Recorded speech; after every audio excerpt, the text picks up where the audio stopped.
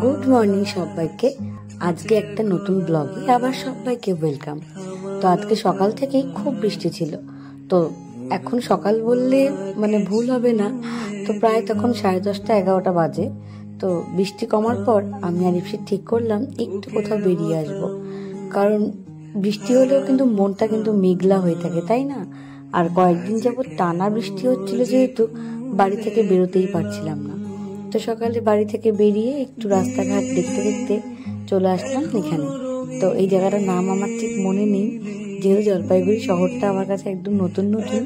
তো দেখো এত গ্রিন দেখে আমার ভীষণ ভালো লাগছিল। তো তারপর স্পারের দিকে এগিয়ে যাচ্ছিলাম, আর এই স্পারের রাস্তাটা আমার ভীষণ ভালো লাগে। দেখো ওরা বোধহয় সবাই স্কুলের দিকেই যাচ্ছে। সকাল যেহেতু 10টা 10:30 মতো বাজে, নিশ্চয়ই সবাই স্কুলে যাচ্ছে। তো আজকে ছিল দিয়ার জন্মদিন। তো সকালবেলা এই চক্কর খেতে বিকেলে মাসির বাড়িতে নিমন্ত্রণ ছিল, আর সকাল সকাল এসেছিলাম বলে স্পারটাও কিন্তু প্রায়ই ফাঁকা। কেউই তখনও আমাদের মতো চক্কর কাটতে বেরোয়নি, হয়তো বৃষ্টির মধ্যে কেই বা বেরোবে। বৃষ্টি একটু কমার পরেই আমরা বেরিয়েছিলাম। তোমরাই বলো কার বাড়িতে বসে থাকতে ভালো লাগে। আর দেখো তারপর চলে আসলাম এখানে নিয়ে নিলাম একটা ব্যাগ দেওয়ার জন্য।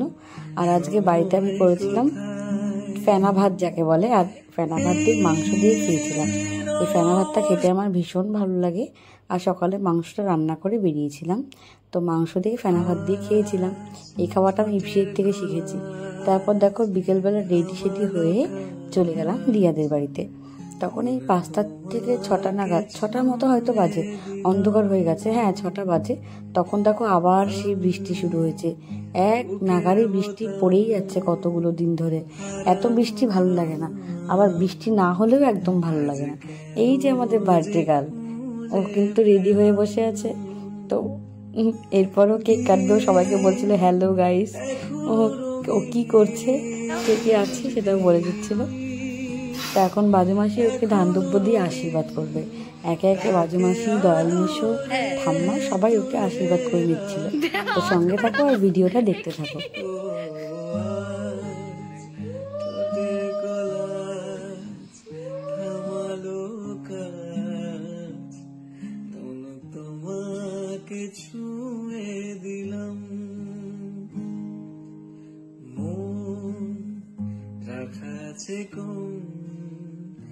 ঈশান কোণে বিষণ্ণতা, চোখ কাটাকুটি হোক সহজ খেলার সময় কোথায়। আর এই ভাই ওকে পায়েস খাইয়ে দিচ্ছিল। তো ওর নাকি একটু পাতলা পাতলা পায়েস খেতে ভালো লাগে। তো বাজুমাসি ওর জন্য আজকে ওরকমই পায়েস রান্না করেছে। আর দেখো ওর জন্মদিনের জন্য 2টো কেক এখানে আনা হয়েছিল। তো কেক দুটো এবারেও কাটবে। তো তোমরা দেখতে থাকো, আর সঙ্গে থেকে কিন্তু অবশ্যই জানাবে আজকে এই ভিডিওটা তোমাদের কেমন লাগলো।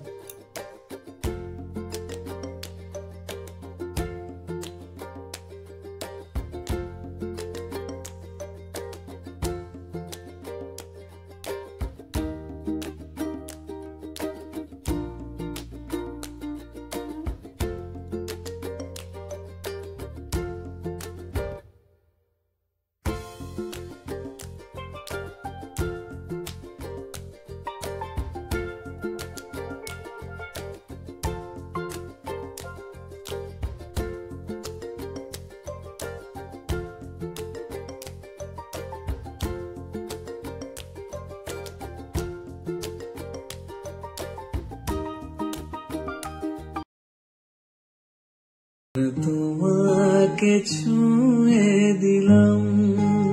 সবাই কেক খাচ্ছিল, আর পুতুল কিন্তু এখানে কেক খেয়ে নিচ্ছিল। ও কিন্তু লিস্ট থেকে একদমই বাদ যায়নি। আর দেখো আজকে সব রান্না দিয়াই করেছিল।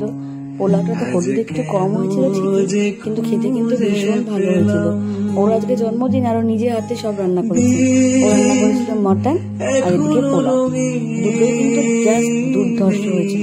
মটনের ঝালটা একটু বেশি হয়েছিল, কিন্তু আমার ঝাল ঝাল খেতে ভালো লাগে, যারা ঝাল একটু কম খায় তাদের ঝাল। আর এখানে আমি ঠাম্মার সাথে গল্প করেছি।